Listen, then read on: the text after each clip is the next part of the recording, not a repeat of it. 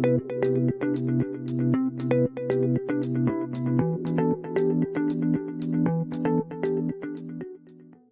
is ETC, the podcast, and similar to our On the Road series we've been doing. We went to, what county did I tell you I went to? Forsyth, there we go. I went to Forsyth County a couple weeks ago, sat down with Greg at Otwell Middle School. I remember the name of the school. I remember Greg, but I couldn't think of Forsyth.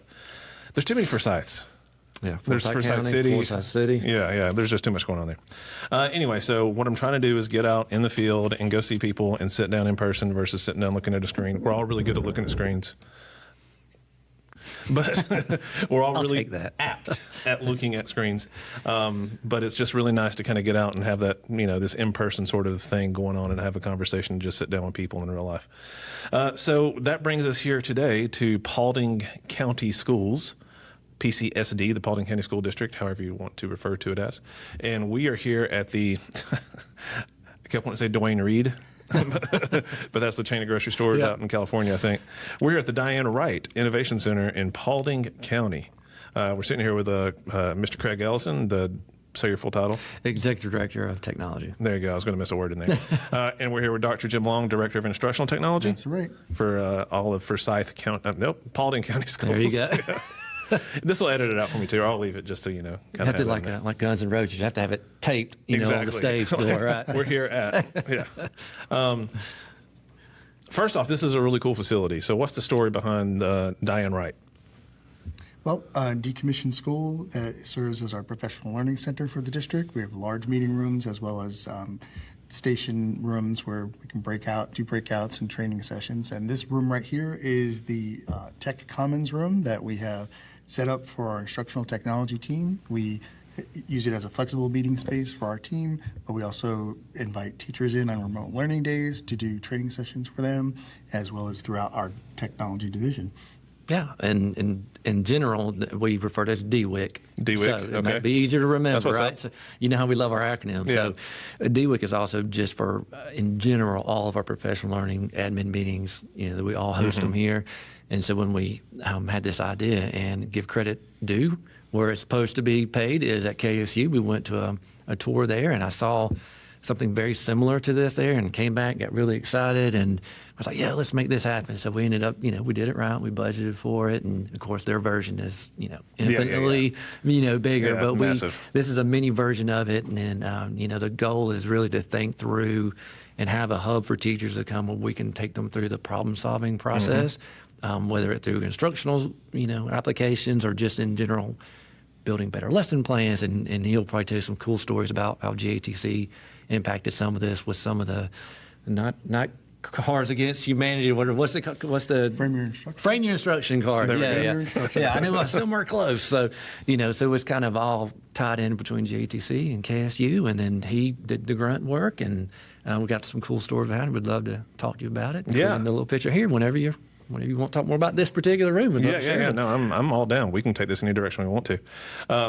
But you said all of professional learning is housed here for the system, or is it just technology focused? No, it's all of it. So when we have, we have this thing called a build conference that Teaching and Learning puts on, so they'll have them here. But then, if the math department wanted to host third grade teachers, they would reserve rooms in these other halls over here, and they'd use it. So, and then we use this particular room for our year-round called ReGenesis, and we'll talk about that a little bit later. And then, of course, it's up, and you can check this out. So we have old labs like you would normally see, desktop labs in there as well, in case they're needed. And we did one with some VR goggles. I can't remember the name of them now. Prism VR. Yeah, Prism VR. Yeah, Prism's so cool. Yeah, we had them come up here, and they brought their whole thing and did that for us. It was really cool. That's awesome, man.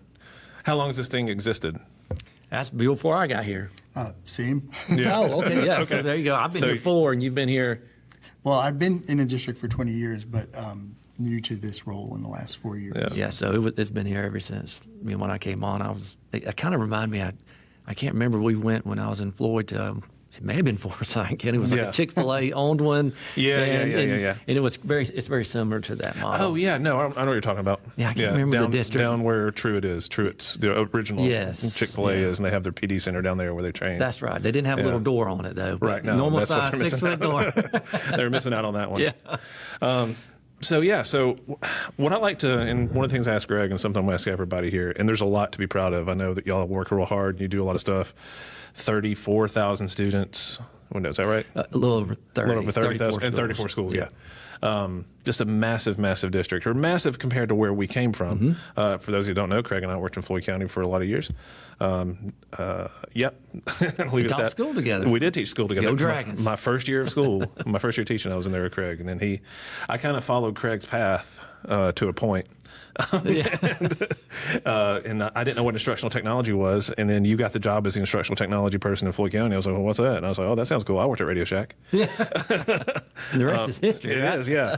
Between you and Justin Castile, like I followed his educational career and I followed a little bit of your professional career. And then at some point in the past year, I kind of branched out on my own and started doing my own thing. Yeah.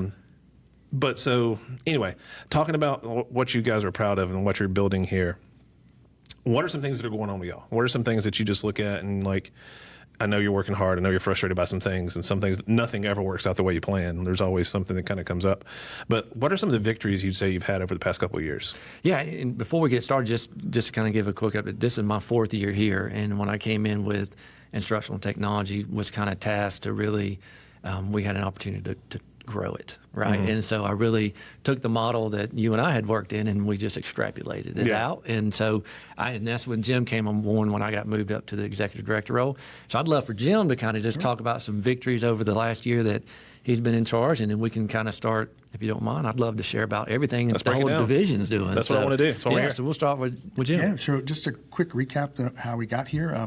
Both of us were part of looking at this team and saying, all right, the district is going to invest all this money into a one-to-one laptop program, and we're going to need staff and training to come alongside of that. So in year one, just to get us visible, we had 9 training sessions throughout the year. We got some feedback that was too much, so we want to pare that down. So in year 2, we dropped that down to 6 sessions. Even gave schools choices to attend 2 in the fall and 2 in the spring. And we were also being available to local schools if they had a will call where they were like, we want to learn about Mastery Connect or Progress Learning, and they can have customized training related to their school's needs.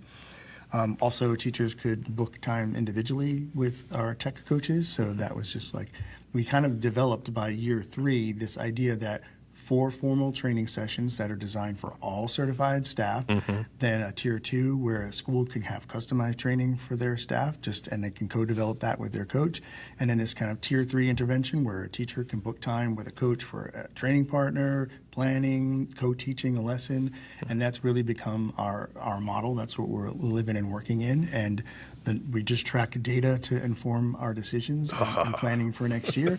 And it's really, we love to hear the anecdotal stories. Those are our favorites, but it's really gratifying to see that the requests for bookings just continue to rise. The goals that we set around attendance, just so we had goals to aim for, we meet them and surpass them. So it's really gratifying to see how that program has grown to the point where we've been able to ask for additional coaches just to meet the demand that the teachers have. So logistics-wise, how many staff do y'all have in the department as far as like instructional coaches that go out?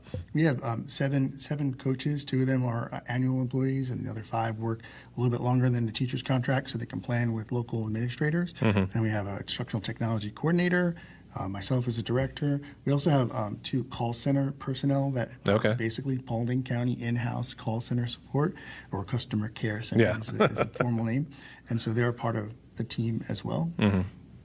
And one of them had some specific, training with instructional technology. So we wanted to provide, our primary support group of teachers where if they needed to pick up the phone, I think it's 1411, right? 1411, you got it. Yeah, so you call it, and, we wanted them, if they were asking an instructional-based question, it wasn't just like, oh, turn it off, turn it on. We wanted it to be, oh, this is a Canvas question, and they had some training for that. Or Nearpod was another one, so training for that. So that was a very nice win for us. Yeah. If you're looking for a victory off the bat to be able to provide, we'll use Incident IQ, as I know you're familiar with that, for support when it comes to ticketing. But then we also have support on a phone call situation as well. Then of course our coaches are able to go out and follow up with any of those first 2 levels to help support them in the classroom. So we try to follow the whole model of we're not just trying to answer your question, are trying to solve the problem and then show you how to really push it out into the classroom and improve instruction. Yeah, and give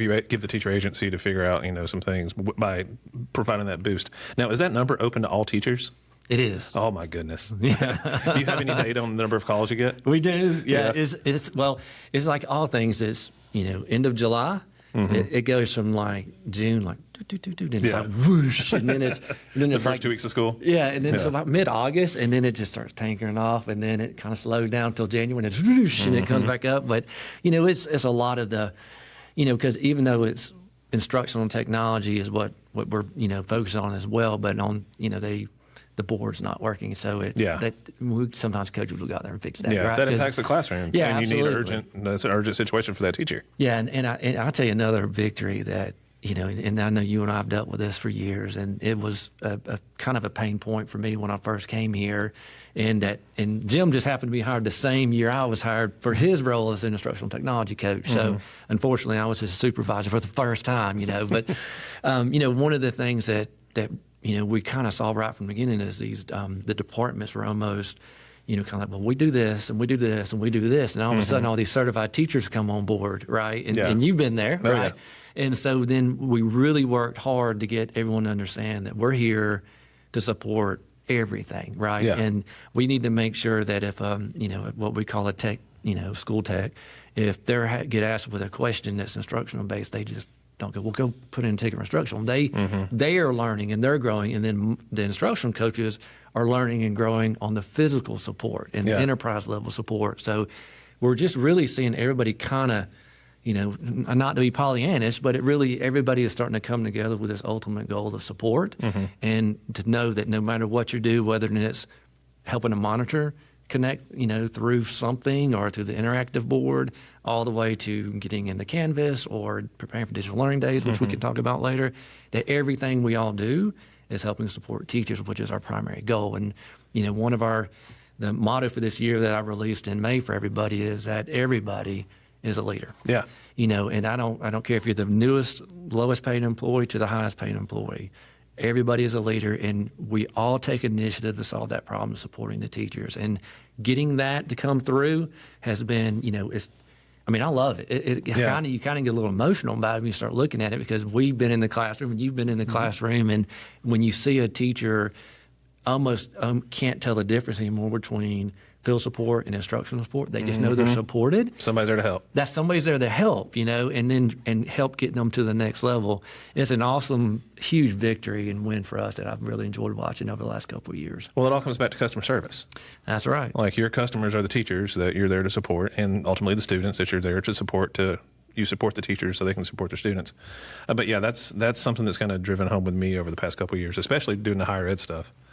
Like, I know I'm in academia and whatnot, but I see my job mostly as these people are paying for a service, literally. Like, money is coming from somebody's pocket to pay for them to be in this, and I want to provide them with the best experience and help them meet their goals, whatever they kind of seem. That's enough about me. But, okay, I had a question in there too. Going back to the customer service thing, it's on the wall right there, so let's go ahead and hit that one up too. What's ReGenesis? What's going on with that? These are great. I love the band Genesis. Yeah. And I love Re, so it means we're going to do it again. Well, so we were close. So I'll tell you how that originally got started, and then I'll let Jim take over, because I kind of, once I left, I handed everything off, and then he grew it awesomely. So it actually started with the coordinator and I. We were sitting down and we were kind of coming up with this idea and how to have year-long professional, not only professional development, really trying to help identify the next level of instructional technologists internally, right? Like, what skills can we help these kind of higher technology functioning teachers? So if we have another allotment or opening, we already know people we're training in-house. You're pivoting, yeah, that's right. So we started with that, and James, our coordinator, we were kind of brainstorming one day, and me and my whiteboards, I was whiteboarding all over the place or whatever, and he was like, yeah, there was an episode of Star Trek or something, and it was called Genesis, and it was the rebirth of some solar system, and we had already been doing another program, and I'll mess it up, give me the name of the... I think in the KSU's Tech. Yeah, there was that one. There was like the Tech Eds, and then the Champions, like the Canvas Champions program or whatever. And so we were going to have a rebirth of that into a new form of it. And he was like, ReGenesis. And I was, of course, I'm like you, I just hear, I hear the drums going off. But yeah, so it's actually a Star Trek themed thing that I know we're really showing up. No, yeah, that's fine. That's what we're here for. So that's what it started with. And it basically just started off where it was an application process where you had to apply for it. Mm-hmm. You had to tell us a lot of things that you're doing to promote instructional technology in the classroom. And then we went through those applications and we vetted them all out. We had a rubric and we picked, I can't remember, was it 10, 15? I don't remember. It was 20, I think. The 20 the first year. Okay, the 20 the first year.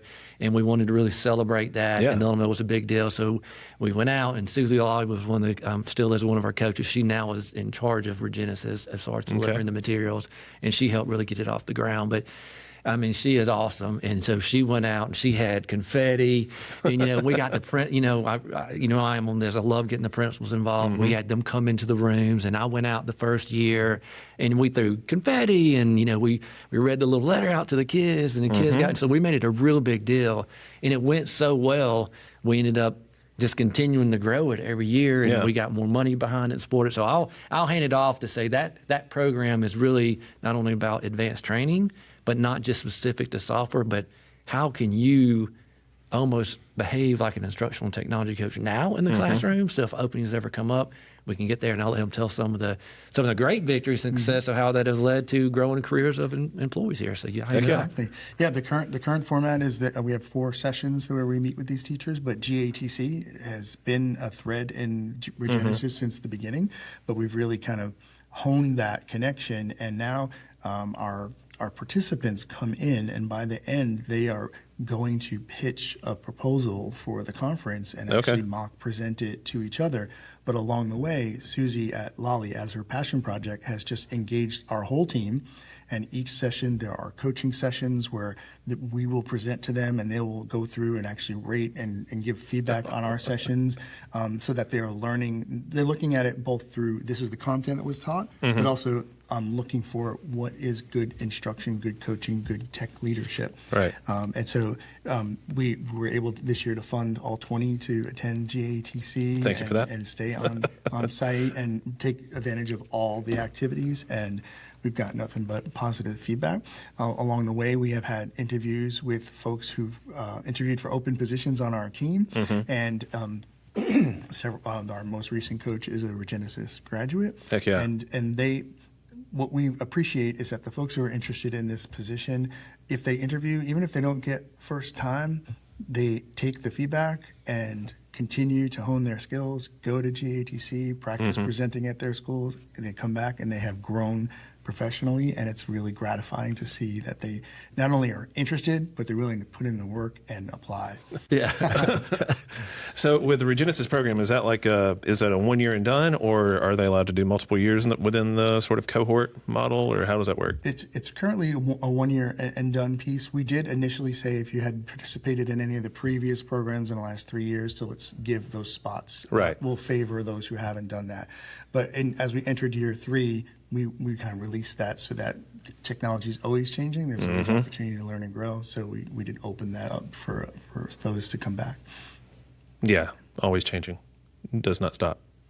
So what are you hitting on I know you've got your software stuff you use or your programs you use. I'm almost thinking ReGenesis might be more soft skills based though too. So what kind of advice are you delivering to those people that are interested in getting into instructional tech? Or is there any cool stories coming out of it aside from the person that kind of came into it? Has there been somebody that surprised you, in their ReGenesis growth? Regrowth growth? Yeah. Well, like a glimpse into what a session of ReGenesis looks like. Susie has a layer where they really focus on Microsoft credentialing, and they have the opportunity to actually level up their credentialing by the end of their participation. So they're learning some of those tech skills.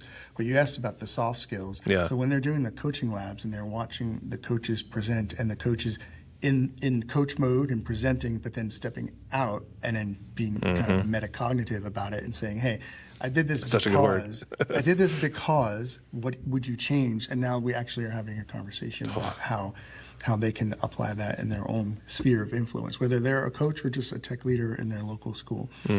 Some of the exciting things are watching folks who participate in ReGenesis get excited about something like Minecraft for education, Yeah. or checking out, because another layer in our sessions is to go to our innovation lab, which is a centralized location where we have all sorts of STEM devices that teachers can check out. Coaches are happy to help transport that back and forth and to kind of take that lift off of the teacher's plate, Right. so to speak. But they basically get to play with those STEM devices and tools and technology and alongside of a coach, and then they get excited about it and they go back and implement it in their school. Yeah. And I could just tell you a couple for me too. Is for one, I got to do a couple. I don't think I've done it this year, but I always come out and check on all the sessions. But the first 2 times, we had a component of leadership in there, and just like in general, I think no matter where you go in leadership, you should have a strong technology background in 2026, right? That's advisable. Yeah, it's advisable. And of course, the first year, somebody asked a question about, like, what's the most interesting thing you've had to deal with in leadership? And I'm like, oh, well, you asked Well, that's a loaded question. No. So I can edit. I went down all these rabbit holes, and they're like, no way. And I'm like, yeah. And I was like, I got a degree in history kind of thing. I've seen some things. Yeah. So, we went down all this kind of stuff. And then next thing I know, it's like, they want to hear, the next group is going to want to hear that. And so, so it was fun to take people thinking that, they understand the world of teaching, and now they're getting in this world of instructional technology and support at, a next level. And then to be, to hear like you could be an instructional technology person today and you're building a school tomorrow. Right. You know what I mean? And like you need to understand these things. And you could really just see eyes opening up and a lot of questions and growth about. And I think, too, it helps them understand, too, the people that are in leadership positions are human, too. Yes. And they learn real quick by going through ReGenesis, just with what we ask of them. They start to, I see what my principal's dealing with. You get a little bit different idea of leadership. So that was a lot of fun. And then, just for me, I try to set through all the interviews that we have with the instructional tech coaches. It's just, it's been a passion of mine since 2007. It's something I love doing. And I think one time, I won't say anything, no names. I'll follow the rules. And I'm looking through all this, and I'm looking at interviews. I think I leaned over, and went, wait, like, how did they know all this? And he was like, they went through ReGenesis. And I was like, they were just like, it was like they had a copy of it. They were locked in. I was like, man, this person's great, And he's like, they were ReGenesis. I was like, oh, that even made it, like in the Grinch when his heart grows 3 times, Yes. It was like if you'd have put that over my, I was like, oh, it's awesome how, so just seeing, those skills that Susie's helping with the other coaches, and all the coaches come in and work with them, and they get to, deal with all these people. And then you see things like, for me, the other part that I wanted to share is I'm on the cognitive observation team. And so we're going out there doing the Elliott observations, and you go in and then you're like, that's a ReGenesis. And before, sometimes I didn't even remember, because I don't know all their names. I'm looking back, I was like, oh, okay, no, they, like the caliber of what they're learning in this program is phenomenal. For you almost like man, I wish we could get them some credit for college or something. But and a lot of people too, they come out of it with some of them come into it not thinking. I think we've seen some in their late teens and 20-year kind of range, and some of them want to go back and get a degree, and they become so passionate about it. That's awesome. Yeah, it's awesome. And it's all in-house too.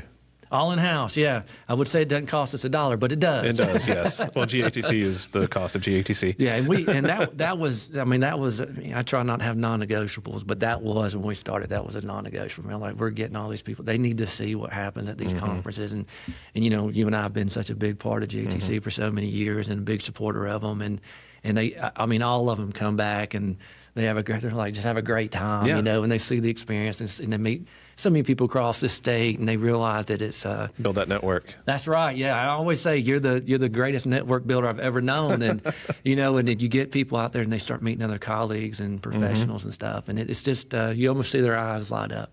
Yeah. For me as well, I didn't want to be by myself. Maybe there's some therapy that I could go through there. But we'll unpack that. I got questions. On our next episode. Yeah, on our next episode. Better help code. Yeah. But no, it was that. And I think teachers, if they're doing it right, are probably naturally curious, and they want to know more stuff. And if they see somebody doing something cool, like most of us are nice. I would say. And yeah, we kind of like to share stuff. Yeah. That's the point of this. Yeah. That's why I'm here. Yeah, So we can kind of put a little microphone up for you guys to tell the world what's going on. Yeah, that's so cool. Just that in-house training capability that y'all have here. And I will say, the other point that I kind of thought about when you were talking, a lot of people don't know what you do. Right? Yeah. Would you agree? Yeah, absolutely. Same. I'm guessing same for you. They see Director of Instructional Technology. They think, we know the tropes that come around for county office folk. Yeah. The ivory tower up there. Yeah. 3-hour lunches. Exactly. Yeah. So we've been there. We've had those conversations. We've been a part of those conversations.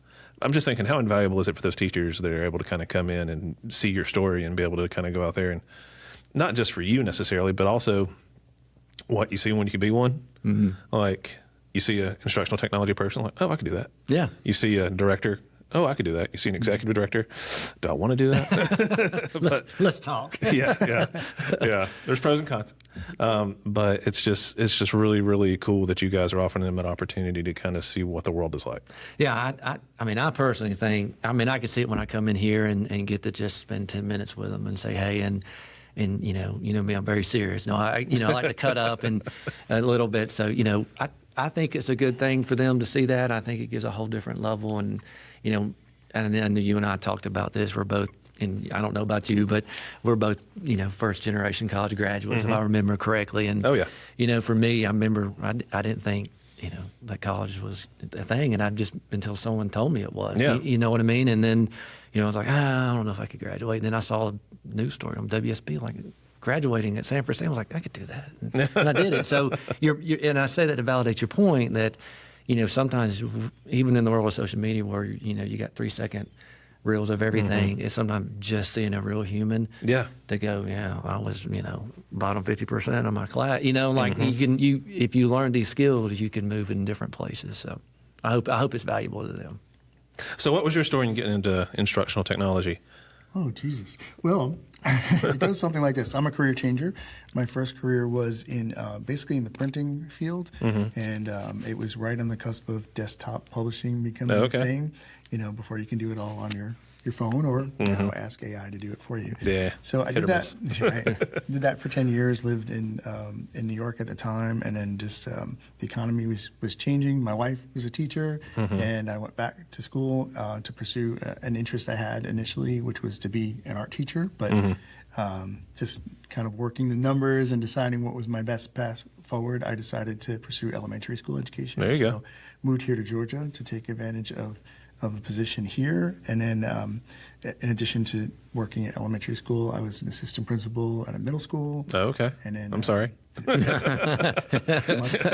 love to all our middle school friends. That's right. Yep. And then after the pandemic, the district had basically expanded and centralized our virtual academy. So we had pre-pandemic high school virtual academy, and I actually did my dissertation on that and talked with students to see what is it about this experience that has actually allowed you to stay engaged with your schooling and graduate, etc. So I was very familiar with that model pre-pandemic. Post-pandemic, initially schools were all trying to handle that load by themselves, hybrid learning. We all remember that. But in the following year, we centralized that and offered a virtual learning experience K through 12. And so I got the privilege to be the assistant director for the middle school for its inaugural year. And around the same time is when we, as a district, decided we were going to implement a one-to-one laptop program. And so I applied to be instructional technology coach, and the rest is history. Obviously, you had the background. Yeah. It comes in handy. It does, yeah. Yeah, all these logos you see, his design, yeah. if I'm not mistaken, every one of them. So this is good stuff. Yeah. Well, if we're going to talk about art, can we talk about that for just a minute? So you can kind of see it on the camera, and I'll take a better picture of this for social media. What's going on with that? Sure. Well, it's entitled Sparkles Technology, and it was created by our North Paulding High School AP art students. Okay. When we had this vision to create this space, Craig thought, hey, let's engage some of our students and get them to have He's good at that. He is. And so that's their interpretation of our vision for this room, and we're really excited that they got to be a physical presence here in the room. That is so cool. Yeah, it was awesome. Are you going to commission any more? You got more walls in here. I mean, we'd love to. I mean, Never knows. yeah, it was a big success. So, I would love to have them in the halls, and if it's something we could do, I mean, we'd love to get more of those things in here, because every time I come here, I find some new hidden object I was in noticing there. it earlier. That's the reason I picked this corner. Yeah, it's awesome. Those students did a wonderful job. We're very excited. We're hoping some of them were able to add it to their portfolios as they apply to college and for art school. But that's not a small piece right there, and just the detail in it and the shade. It's hard to, again, from the camera, it's not the easiest to see, but I'll post a picture of this up there. They'll look better. But yeah, that's amazing. Yep, and shout out to their teacher, Ann Arand, because she helped coordinate that whole effort with them. Yeah, it was awesome. Yeah, all seniors. All seniors? Yeah, see, studio art, maybe something like that. Yeah. There. What does the QR code take them to? I'll post that too. Behind the canvas, they all signed it. Oh. So we wanted to have a way to display that. Yeah, so we did the QR Without knocking out the wall behind it. Exactly. Put up a glass panel back there behind that. Apparently, facilities frowns upon that. yeah. The school's in pretty good shape, so we don't want to mess with it. So you mentioned GATC being a big part of it. Is that just with bringing in the ReGenesis folks? Is that y'all's big GATC play plan, however you want to put it? Well, we do have participants from throughout the district that will attend, but just to talk a little bit more about our team, we had our coaches make proposals, and I think between us all, we had 11 sessions this year. So and we've had for 3 years in a row, Rising Stars. I was about to say, I do the trophies for Rising Stars, and every year there's a Paulding person on that. So very, very proud of that. Very happy. Susie Lolly was the first one, and Ashley Jurgen was the second, and this year is Cassie Backus. Yep. I recognize the names Yep. from burning them onto a piece of acrylic. Yeah, we're very proud of them and the work they do, and we know that's not just something that's handed out. Oh, So no. very excited. It's competitive. Like there's typically 20, 30 submissions for it, and heavily vetted too by the committee to make sure we're picking really good folks to kind of go out there and be representatives of it. So, hooray for Paulding! Yeah, no, we're very excited about that. Yeah, we love bragging on them. So you mentioned you're opening your 20th elementary school coming up in the fall. In summer. In the summer. Yeah, we'll be ready to go in August 1st. What kind of tech are you putting in the elementary school kids' hands these days? Great question. So, with my background in construction, I work directly with facilities and construction and project management, from the really ground up on the design, and then the team I bring in our Director of Network Technology and Support. And so we really kind of try to design it.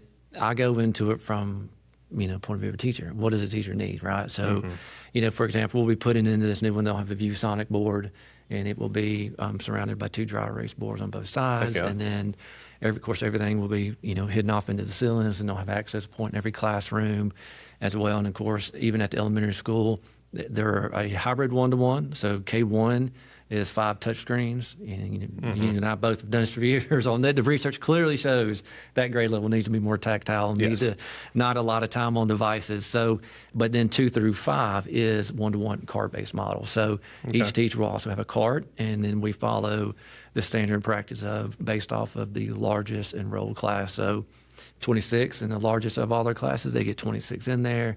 They have full access to it all day. Okay. And we were very fortunate this year. I was able to move some money around from different projects to get all of them updated in 1-to-1, 2 through 5 this year, along with the middle school. And I mean, along with the team, we're able to do this. I didn't do that. The district was able to do that. And so we got them ahead of the curve a little bit. So we're really excited about that. So this new school have that as well. And then in the media center, it's a 2-story media center. And so we designed the bottom to have an interactive panel, and it's kind of, I call it like the Friends model, where you got the couches. The couches and stuff, and so it's sitting, you got one board there, and we're going to be putting another TV so they could use it for a little bit of, training if they need to. But then the upstairs, a loft, so that area we converted into a professional learning place. I was being selfish, as I always do when it comes to instructional technology. I was like, oh, I'll take that spot, because it's only got like a little overhang, and we're like, kids don't need to be up there. So I stole it, So we got an interactive board up there, and we'll have seating for, I think, 40, 45 up there. So they'll have access to that, and I hope that's where our coach can come in and do a lot of professional learning there. So this just kind of your basic traditional setup in one-to-one environments where we're at right now. And of course, then all the stuff with the Innovative Lab they could use in their classroom as well. So if I missed anything, I think that's it. Yeah.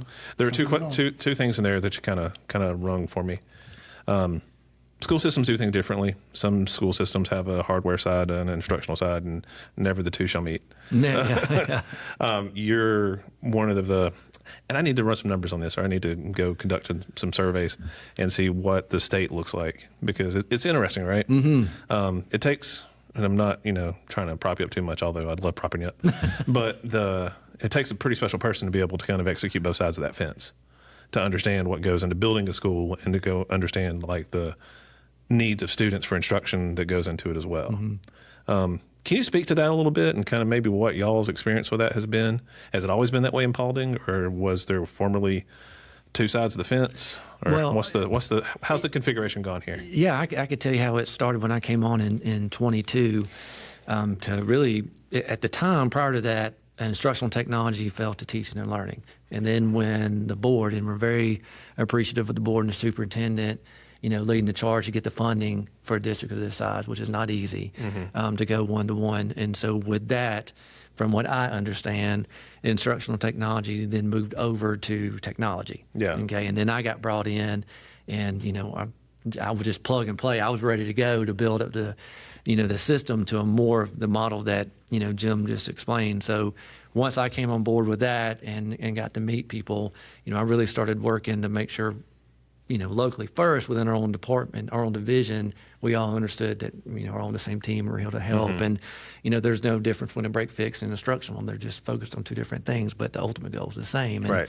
Once we got, I really pushed hard for that, and, and at all of our meetings, and, my boss, CIO, Julie Ragsdale, is awesome. And she bought on immediately to the vision of the unification, all the rings in one, as they say, exactly. right? So, so we were very happy about that. And then we were finishing up one of our middle schools, new middle school at that time, Crossroads Middle School, which is right across from Crossroads Elementary, about to open. So, and then because of my background in construction, I started getting asked to go to all the OAC meetings and the development. And so I was able to come in there and just bring a little bit of, the brick and mortar stuff that I understood, which is not engineer level by no means, but understand how to then look at everything from a teacher's perspective. Yeah. And, even, looking at kind of heat map kind of stuff for wireless access, and, even got us to moving into, we're about to start finishing up all of our large testing, which we're taking oxygens at the high school, because we have high schools with over 3,000 kids in it. So, getting to where they can get 150, 200 kids at a time tested. Wow. As a part of that. So it's been a huge team effort, and I've been very, very grateful to have, the little bit of knowledge I have about it to help kind of, start moving us all forward. And this year, I think it really helped too when I brought on Asana, last year, and getting facilities and instructional board, and they're really starting to adapt this year to it. And so we can all keep up with these, and they can see, we have these timelines where, like, when cores are on the doors, and we can do this, and when grid's in the ceiling, we can do this, and, going through there, so everybody kind of knows where we fit in. And even Jim, we even have section in there where, okay, this is where training is going to occur, like almost every plan, whether it's, wireless access point update, right, or, strategics. If we need training, there's a section in there for Jim and his crew to be able to do the training. So that, I would just say having great people to work with is the reason we're moving forward, and me being annoying and going, no, let's keep doing it.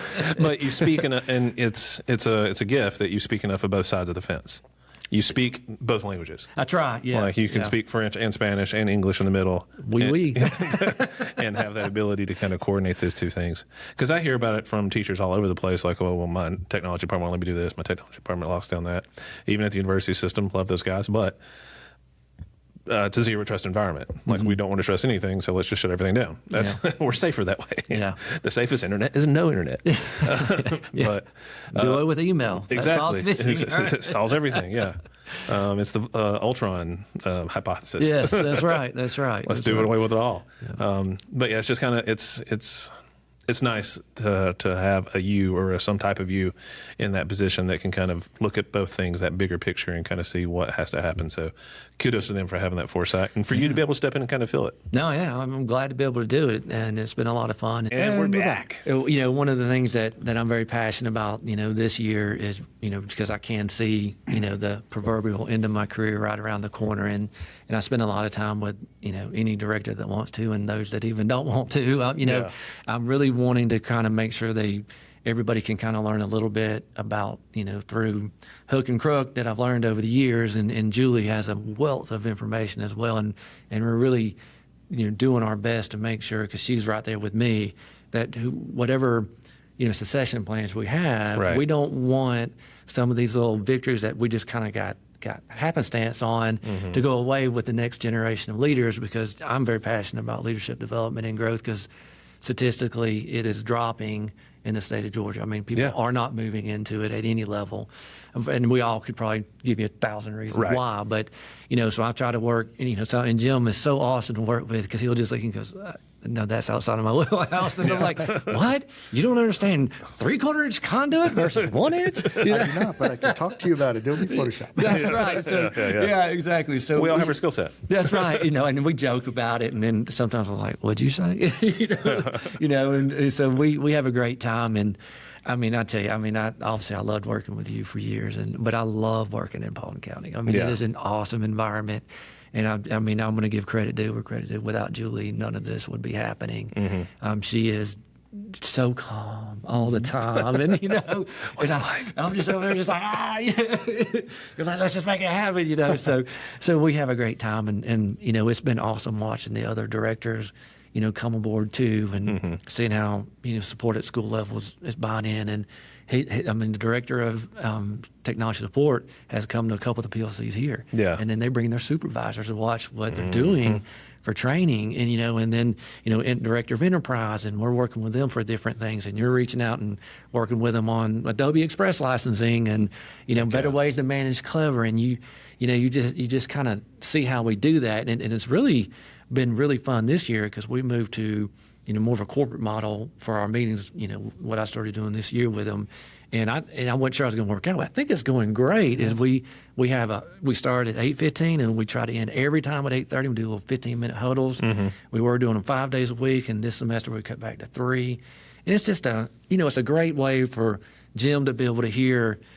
And it still blows networking. It has always blown my mind. And to hear Clay, our director of networking, sharing about cameras and 350 megahertz cabling and versus all this, and him being able to hear that, and then support talking about things, and then him talking about instructional stuff, and enterprise hearing things, and our director of enterprise, Kelly Cow, she's getting ready. She's lucky. She's already ahead of us on getting ready to retire, and so they get to work together, and everybody, and it's just really about what is urgent right now, and how can we move forward, and instead of teams, even with all the technology, sometimes a lot gets lost in translation, and we don't have to wait till that one weekly meeting. It's every day, like what happened today, what happened yesterday, and I think it's really helping us grow as a team, and to make sure we all kind of share our experiences and realize that you may be an expert in this, but you may not know that, right? And I feel like everybody's becoming these very, jack of all trade, masters of none kind of thing. Yeah. Everybody's leveling up their game a lot. So very excited about that. And it's an opportunity to talk about the quick wins. You're always open with that. Tell me something good, So whether it's this project is nearing completion, or we just had students participating in a technology competition, or we just had CTA students walk through our division. Oh, yeah, that was fun. To learn more about what other opportunities there are working for a school district besides the ones that you see all the time. There's a lot in the background that you don't get to see. So the quick wins are another every morning we talk about. It reminds me of the bullpen in Hill Street Blues.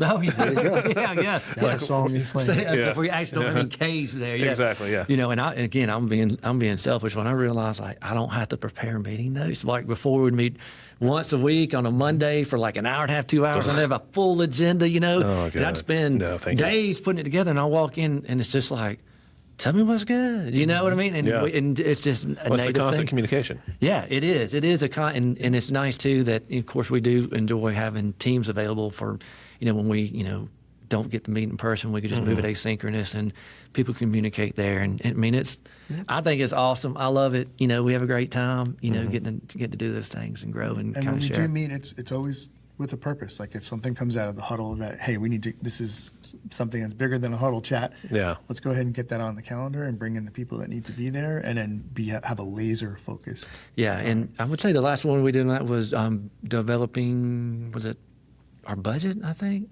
Yeah. Well, we wanted to really make sure we didn't miss anything on the budget instead of, you know, me and Julie being the keeper of the wampum. Right.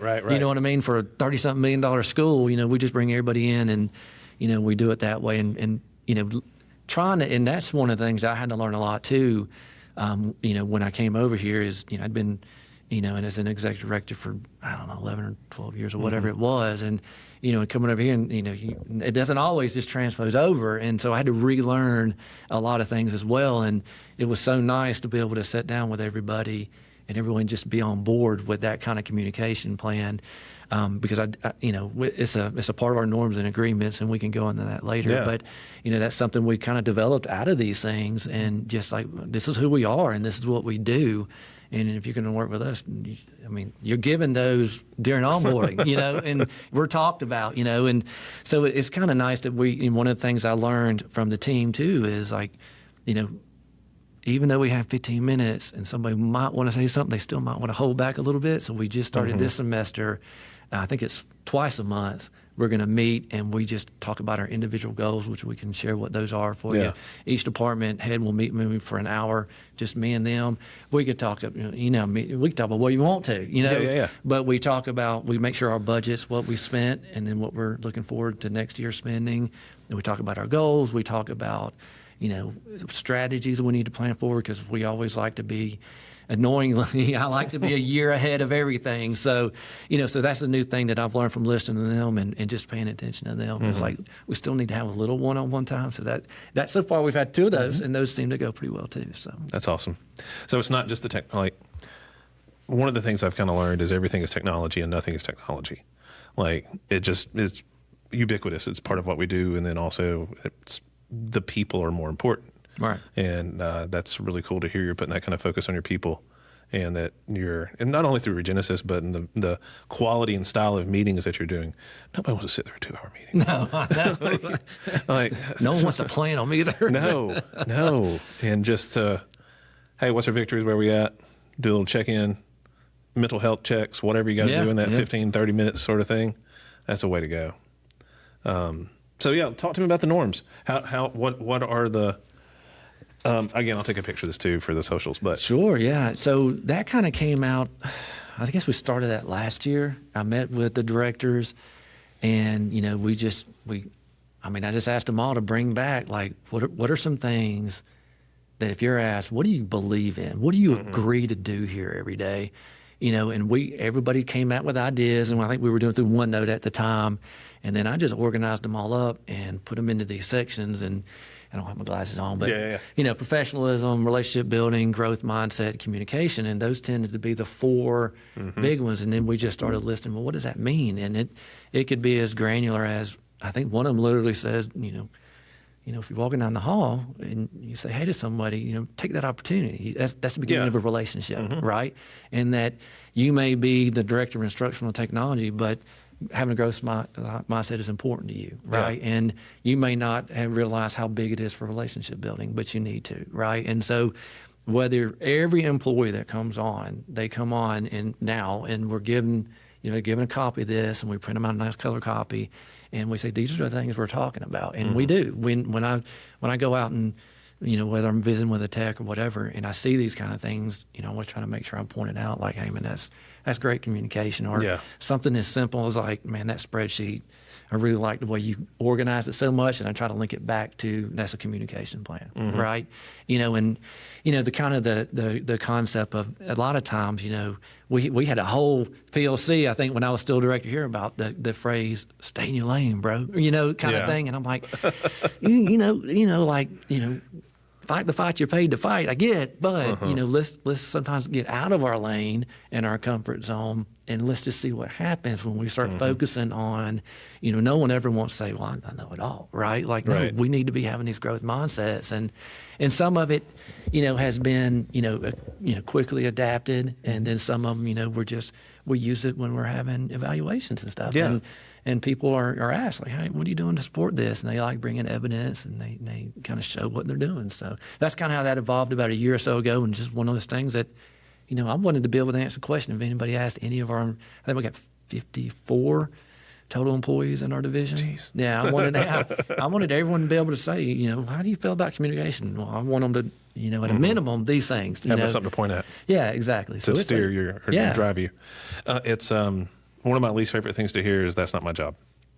Yeah, that was one of the things I think was kind of coming out of that, wasn't it? Yeah. It harkens back to your goal for this year about it's everybody's responsibility, right? Yeah, and one of the things that we talked about with the whole team was, really focusing on, we really don't want to say things like that's above my pay grade, kind of thing. That's an easy way to get out, but one of the things that when we're talking about leadership and taking responsibility, we really focus on everyone's a leader.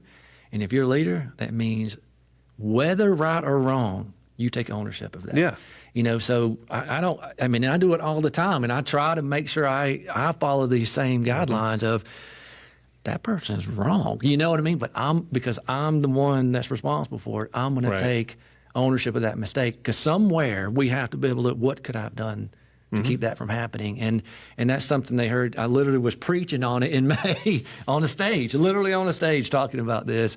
And we really have focused on that. And sometimes even in our huddles, you can fall into the, that really wasn't me. And then I do that too. And so it's great that I get reminded of that too. Of like, okay, what could I have done to make that better? I'm not a custodian, but if I see some trash in the hallway, I can pick it up. Pick it up. Yeah, exactly. Yeah, and it's, even if you don't know the answer, if you have no idea what that person's talking about, you might know somebody that does. Like, you might be able to figure out a direction to point them, or say, "Hey, I can get back to you about that later." Yeah, absolutely. Like me and printers, I don't like them. I never will. 3D, laser, whatever. Like we don't like. We don't get along. But it's still, my job is to support educators, or was to support educators. No, it's to teach educators, I guess. But my job was to go find somebody that could fix it for them. Yeah. Like hearing somebody say, "Well, I'm sorry, I almost did an impersonation." Yeah. And we do try to, these are things that I try to continue. I said from the beginning, this is not going to be like, here it is, and let's move on. Like, I really continually bring these up. Yeah. They used to literally be the start of every one of our meetings before we moved to huddle, is we went over there was like 3 or 4 that I'm like, at all times, these are things that we're going to participate in. And, and some of them were as simple as, we're not going to look at our computers and our phone when we're in a meeting. Yeah. If we're here, give us, everyone should pay here. full attention, right? And be involved with it. And I feel like that, I'm seeing it out in the schools, and I'm thinking it's picking up. And, again, we're very fortunate. We have some awesome people working with us. So. We've talked about some of your victories and some of your successes. What are you excited about? What are you looking forward to? What's you said you're planning a year down the line. So is something coming up in the near future or the extended future that you're looking at and saying, "I can't wait till that thing comes and we're able to execute it"?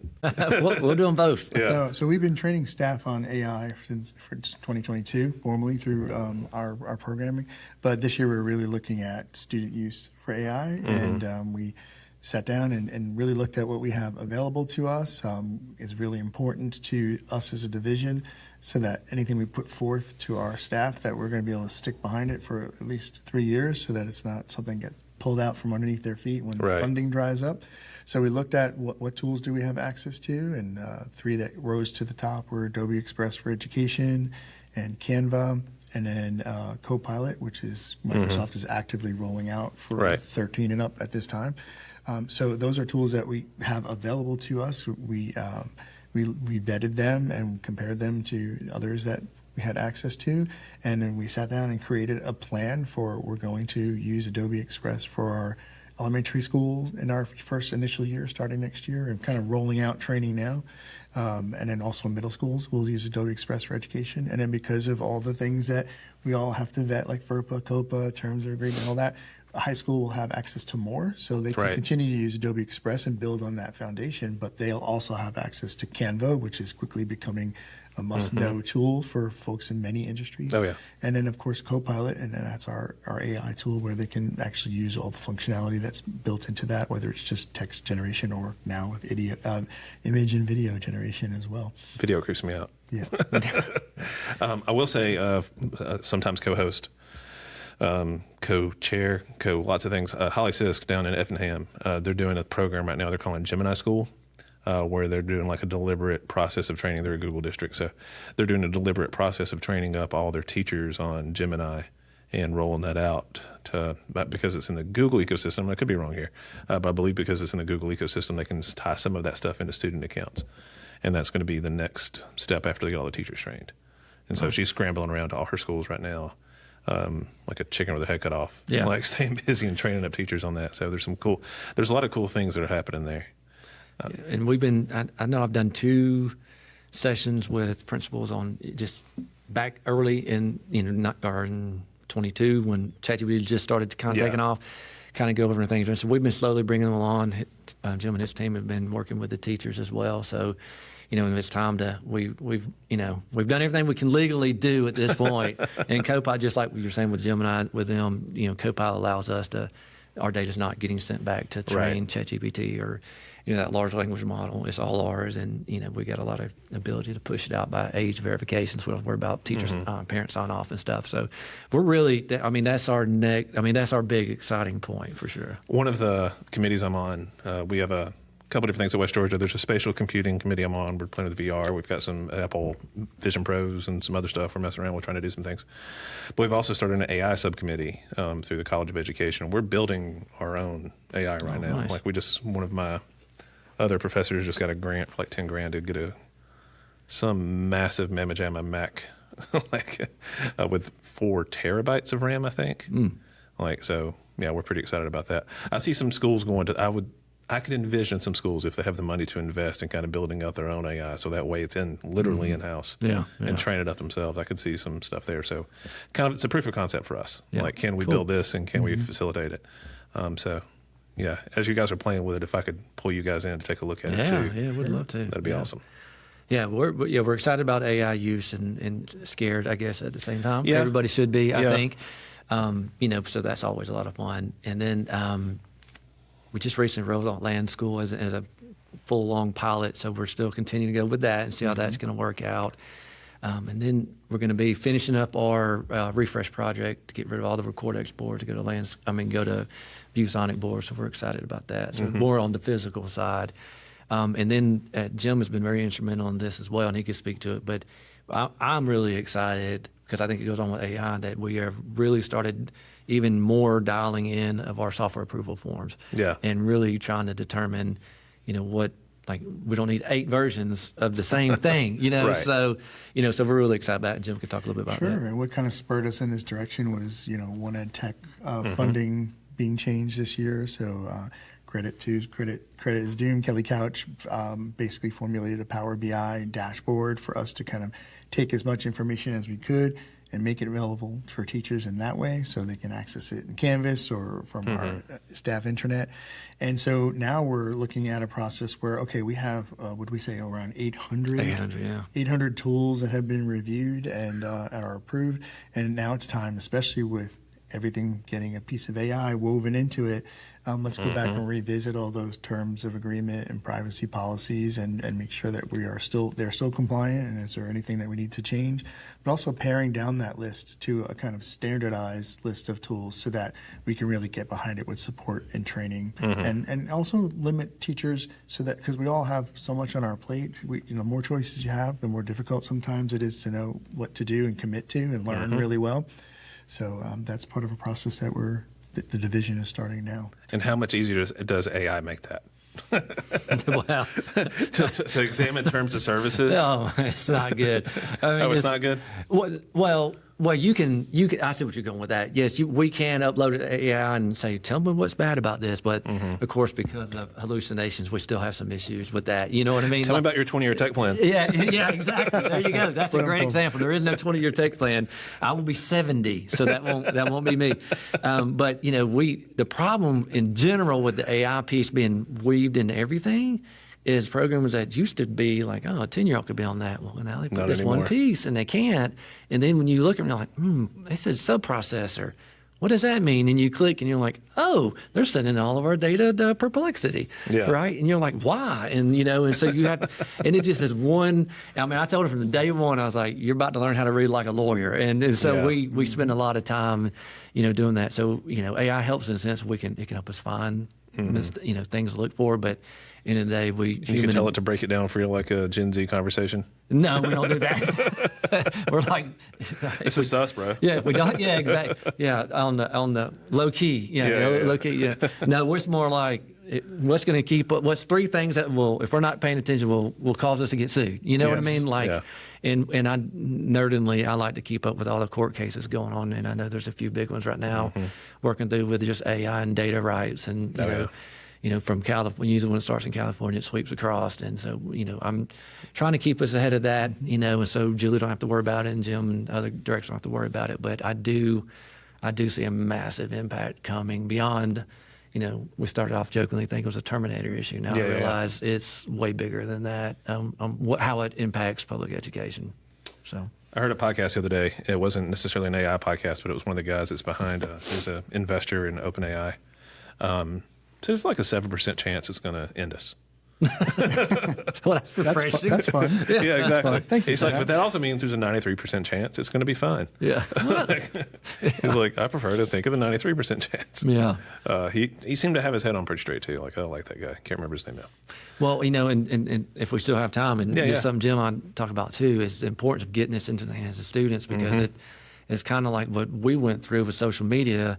And you're like, wait, man, people are going to be able to make money on this. You know what I mean? Oh, yeah. Like, and look what happened. And now here we are, and we're like, if we don't get kids learning how to do this now, like writing prompts, then all of a sudden prompt engineering jobs pop up, right? And then, helping them. And I think the state will eventually jump on board and have, oh, there it goes again. Yeah, we'll have the, the Georgia Standards of Excellence that matches everything. And I see that being updated because, it is. I do think it's going to impact the job market. No, absolutely. It already has. Yeah. I mean, I just think it's going to. It hasn't made it to us yet, but yeah. And I'm one of the weirdos that thinks it's going to, really, really impact your blue, your white collar and hire people a lot faster than we realize. Once, because this is the worst it's ever going to look right now. It's only getting better every day. And I always like to tell a story. A friend of mine, he works for a company that was third largest. They build underground databases, a lot in Iceland and across the world and stuff, and Africa. And he was telling me over a year ago that these countries that don't have regulations over nuclear power plants, they cannot find enough land to build on these things because it takes so much power to build these things. And it got me thinking about the one they're building in Floyd County. I was like, that's very close to that old coal burning plant. Yeah. I was like, I bet that's going to be their power source because they just can't find enough power for these things. So, and kids need, and I thought if you extrapolate that out, you can have more and more kids that, physical construction and plumbing and electrical work, those jobs, building these facilities that power this AI are also going to pick up. And those are things I know you're very passionate about, career in college as well. Yeah. And, those are things that we often forget sometimes, that AI is going to be a boom in the construction field, if not already. And we need to make sure we have some advanced knowledge kids coming out for that. So. And what goes into all of it, just the same way you're talking about the different parts of a school.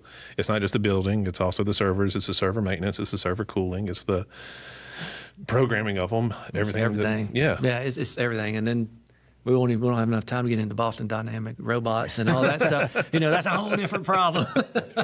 Although I did see my first self-driving car. Waymo? In Midtown. Very scary. Yeah. I felt like I was in like a Will Smith, like futuristic movie. Did you ride in it, or did you just talk about it? No, I was moving my daughter into her apartment in Midtown, just right down from the Fox. So this back street apparently goes as quick as route. It went through like 3 times in like an hour to move back, and every time I would watch it at the intersection.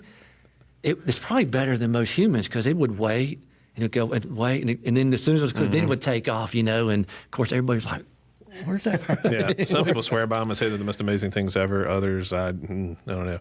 I did talk to a guy one night who told me, it's like, if you ever get into one, make sure you have everything with you, because once you close that door, you ain't getting it back open. Oh, well, like his dad lost his wallet, or left his wallet in there, and it just went off and went down the road, and then poof. I don't know if I'm going to get one anytime soon. I barely trust the Uber drivers. Yeah. So. Well, that's awesome. So we could talk for hours. I know we could, and that would be easy to do. I think we should do it again sometime, because I'm enjoying this immensely. But for those who are going to have questions, because there's a lot here to have questions about, how do they get a hold of y'all? What's a good way? Jim.long at dot. It's JLONG at paulding.k12.ga.us. Okay. Yeah, and I'm C. Ellison at the same domain, and if there's anything on the the broader picture, I'd love to help anybody out with things. And I'm always looking for advice. I reached out to the director in Dalton about ECU Respondus Lockdown Browser just this week. So I'm always looking if people have questions or whatnot. So. And you do the recent meetings too, right? So you'll be there on Friday? Yes, sir. Yeah. Okay, excellent. So we're bringing in some of our spatial computing, not bringing in spatial computing stuff, but we're inviting teachers to come and check out the spatial computing and just kind of give thoughts on it. Especially the Apple Vision Pro, what are some possible implications in education, and kind of see how things could go. What was the other VR thing you mentioned you had here before? Prism VR. Prism, yeah. We've gotten our hands on some of those too, and It was pretty cool. yeah, they are. I like how locked down they are. Yeah, well, that's why we went with them. Yeah, that's the only one that made it through the approval process with software. And we've met the CEO of the company a couple of times. She's super cool. Based in Cobb, right? I think, or somewhere around here. here. I think so. Yeah. I can't.